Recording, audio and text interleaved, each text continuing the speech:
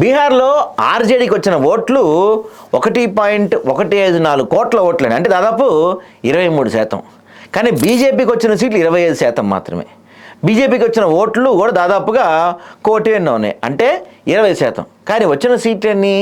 89%. అలాగే జేడీకి వచ్చిన ఓట్లు ఎంత అనుకున్నారు? 96 లక్షలు, అంటే కేవలం 19%. కానీ వచ్చిన సీట్లు 85. ఇదేంటి మరి? ఎవరు గెలిచినట్టు? ఆర్జేడీయా, బీజేపీయా? అన్ని పార్టీల కన్నా ఎక్కువ ఓట్లు గెలుచుకున్న ఆర్జేడీయే అసలు విజేత అనే విశ్లేషణలు ఉన్నాయి. ఆ విశ్లేషకులకు మన దేశ ఎన్నికల తీరు మీద అవగాహన లేదు పెద్దగా. ఎందుకంటే ఖచ్చితంగా గెలిచింది బీజేపీ జేడీయూ కూటమి. ఎందుకంటే ఆర్జేడీ 243 సీట్లకు గాను 143 సీట్లో పోటీ చేసింది. కానీ బీజేపీ జేడీయూ కేవలం ఒక 101 సీట్లో మాత్రమే పోటీ చేశారు. సో ఎక్కువ సీట్లో పోటీ చేసిన పార్టీకి సహజంగానే ఎక్కువ ఓట్లు పడతాయి కదా. బీజేపీ జేడీయూ పోటీ చేసిన స్థానాలతో సాధించిన ఓట్లను పోల్చి లెక్క తీస్తే అప్పుడు అర్థమవుతుంది అసలు విజేత ఎవరు.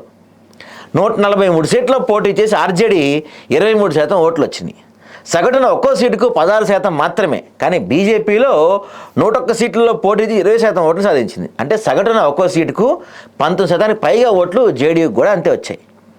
ఇక 101 సీట్లో పోటీ చేసి 19.25% ఓట్లు సంపాదించుకుంది. సో సగటున వీళ్ళకి కూడా 19 ఓట్లు పడినాయి.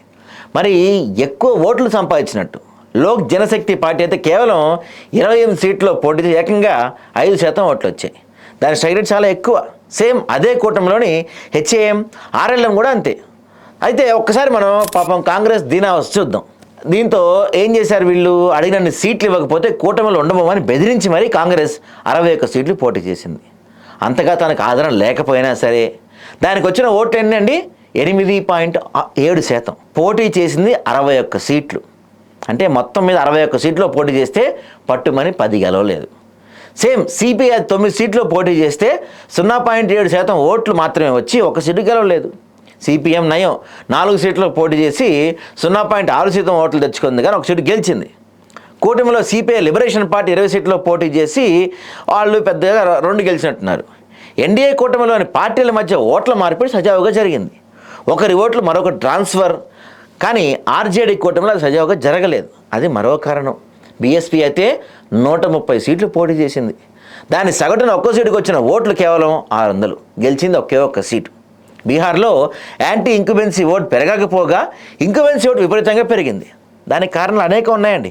మళ్ళీ లాలూ మార్గ్, జంగల్ రాజ్, మాఫియా రాజ్ రావద్దని బీహార్ ఓటర్ బలంగా కోరుకున్నాడేమో, లేక 10,000 చొప్పున మహిళలకు ఖజానాకు పంచిన పసుపు కుంకుమ పైసలు పనిచేసాయేమో. కానీ మొత్తానికి ఏ ఎగ్జిట్ పోల్ అంచనా వేయని రీతిలో ఓట్ల సునామీ తేజస్వి యాదవ్ కలల్ని తుడిచిపెట్టేసింది. బీజేపీకి బంపర్ విక్టరీ తీసుకొచ్చింది.